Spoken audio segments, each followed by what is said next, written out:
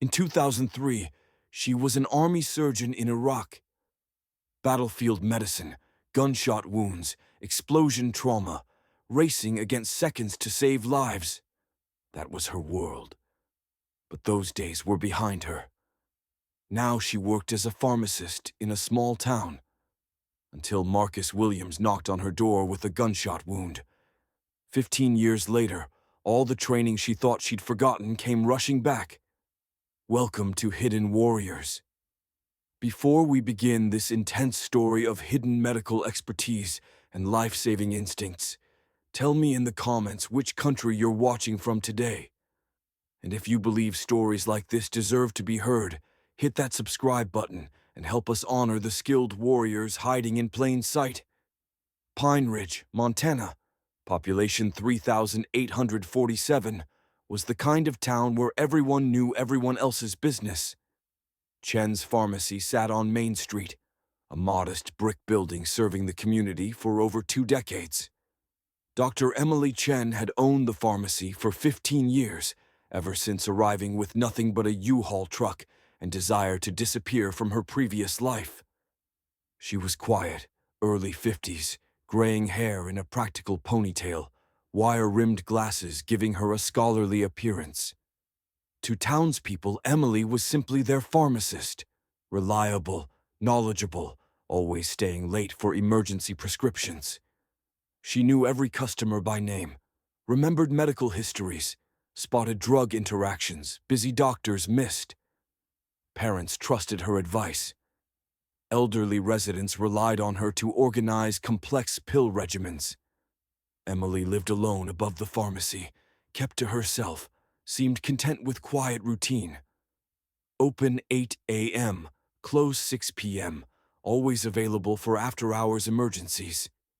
The only unusual thing was her extensive first aid supplies and tendency to ask detailed questions about injuries. "Emily knows more about medicine than half the doctors I've met," old Frank Morrison would say. Strange for a pharmacist to know so much about trauma care. What Pine Ridge didn't know was Emily's medical knowledge extended far beyond pharmaceutical training. Her apartment contained textbooks on emergency surgery, battlefield medicine, trauma protocols no civilian pharmacist would need. Late nights, she'd review surgical procedures hoped never to use again. Nightmares had mostly stopped after 10 years, but Emily still woke remembering helicopter sounds, bringing wounded soldiers, blood, and antiseptic smells, weight of life or death decisions under enemy fire. She'd chosen Pine Ridge because it was opposite of everything she'd left behind.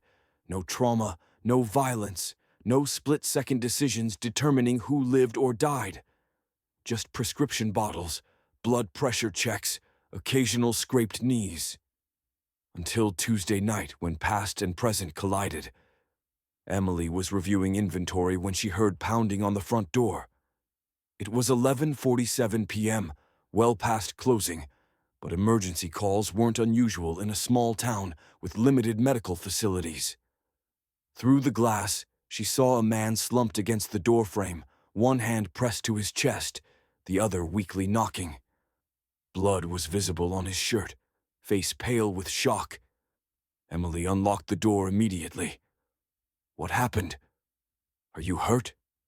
The man stumbled inside. Marcus Williams, mid-30s, worked at the lumber mill. She'd filled prescriptions for his family before, knew he had 2 young children and a wife who taught elementary school. "I've been shot," Marcus gasped, collapsing into a chair. "Hunting accident. My buddy's gun went off accidentally.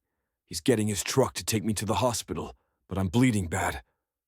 Emily's training kicked in automatically.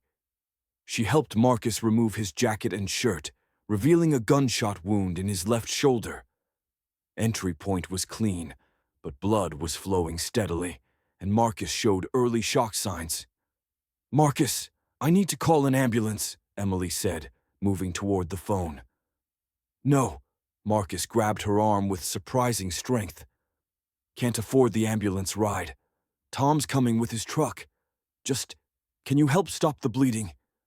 Emily hesitated. Standard protocol was clear. Gunshot wounds required immediate professional medical attention. But nearest hospital was 45 minutes away, and Marcus was losing blood faster than comfortable. She made a decision that would change both their lives. "Lie down on the counter," Emily instructed, her voice shifting from concerned pharmacist to something else entirely. "I'm going to examine the wound." As Marcus positioned himself, Emily's hands began moving with practiced efficiency. She gathered supplies, sterile gauze, antiseptic, surgical gloves most pharmacies wouldn't stock. Her movements were too precise, too confident for someone whose medical training should have been limited to counting pills. "This is going to hurt," Emily warned, beginning to clean the wound. "The bullet appears to have missed major arteries, but there's debris that needs removal." Marcus looked at her with growing confusion. "How do you know about bullet wounds?" Emily's hands never stopped working. "I've seen them before." What Emily did next would have been impossible for any civilian pharmacist, but felt natural to someone who'd spent 3 years performing surgery in combat conditions. Using instruments from a locked cabinet, surgical tools with no business in a small-town pharmacy, Emily began extracting fabric and debris from Marcus's wound with steady precision of a trained surgeon. "Hold still," she instructed, working by bright fluorescent lights. "The bullet passed through cleanly, but there's cloth from your shirt in the wound that could cause infection." Marcus watched amazed as Emily worked. Her hands moved with absolute confidence, each motion economical and purposeful.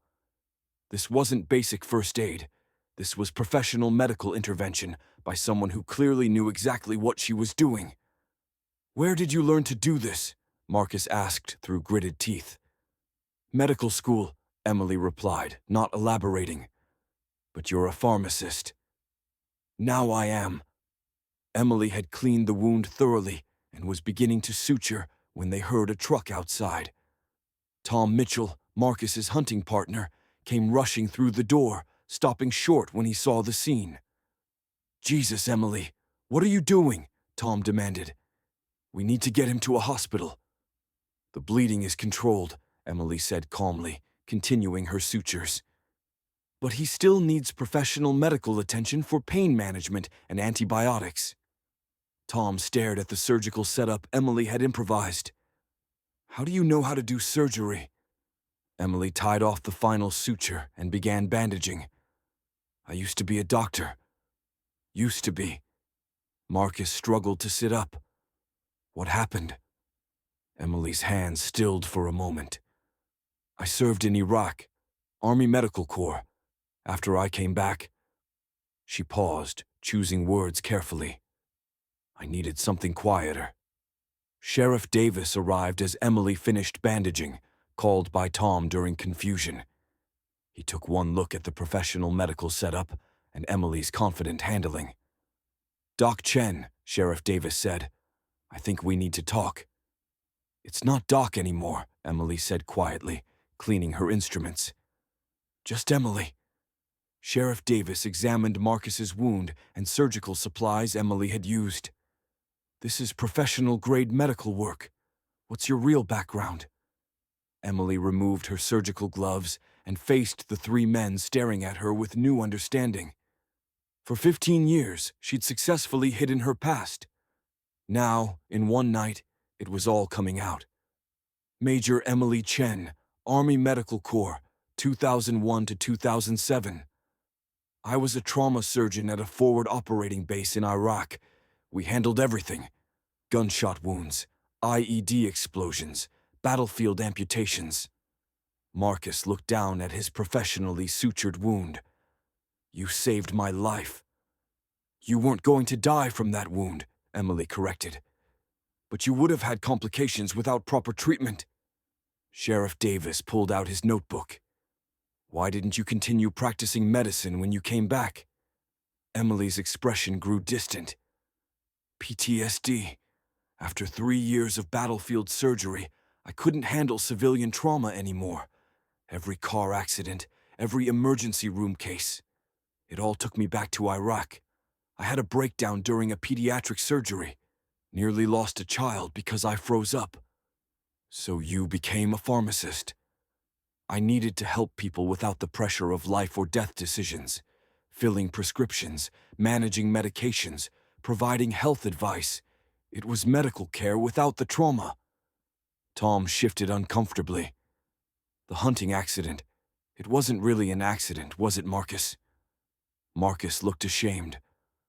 I was being stupid, playing with my gun after we'd been drinking. It went off accidentally, but, Emily, if you hadn't been here, you would have made it to the hospital, Emily said firmly. But this way was safer. Sheriff Davis closed his notebook. Dr.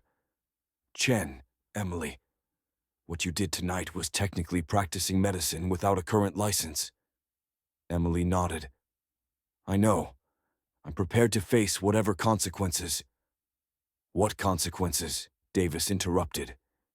You saved a man's life using skills earned serving your country. This was emergency medical intervention by the most qualified person available. I can't practice surgery, Emily said quietly. My license expired years ago, and I'm not ready for that level of responsibility again. But you could help, Sheriff Davis suggested.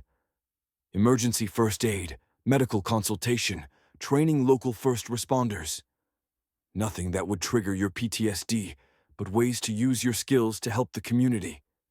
6 months later, Pine Ridge had an unusual arrangement. Emily Chen continued running her pharmacy, but also served as the town's unofficial medical advisor. She trained volunteer EMTs, provided emergency first aid for serious injuries, and consulted on medical cases that exceeded the local clinic's capabilities. Marcus Williams made a full recovery and became one of Emily's strongest advocates. He'd organized a town meeting where residents voted unanimously to support Emily's expanded role, regardless of licensing technicalities. She saved my life, Marcus told the crowd. Maybe she can't be our doctor officially, but she's exactly the kind of person you want around when something goes wrong. Emily found that helping people in non-emergency situations allowed her to use her medical knowledge without triggering the battlefield memories that had driven her from surgery. Teaching CPR to teenagers, advising elderly residents about medication interactions, treating minor injuries. It was medicine without the trauma. Late at night, when she reviewed her medical textbooks, Emily no longer saw reminders of failure and breakdown. She saw tools for helping her community, knowledge that could serve people who trusted her. Sheriff Davis would stop by the pharmacy weekly, ostensibly for aspirin but really to check on Emily. Any regrets about that night? He'd ask. None, Emily would reply. For the first time in 15 years, being a doctor felt like healing instead of hurting. Because that's what true healers do. They don't let past trauma define their future service. They find ways to help that honor their skills while protecting their peace, serving communities that trust them to use their expertise when it matters most. So I ask you, have you met someone like Emily Chen? Someone whose quiet profession barely hinted at extraordinary training? Someone who found a way to serve others while healing themselves? Share their story in the comments. Because at Hidden Warriors, we believe the greatest healers are often those who've learned to heal their own wounds first. Thank you for watching.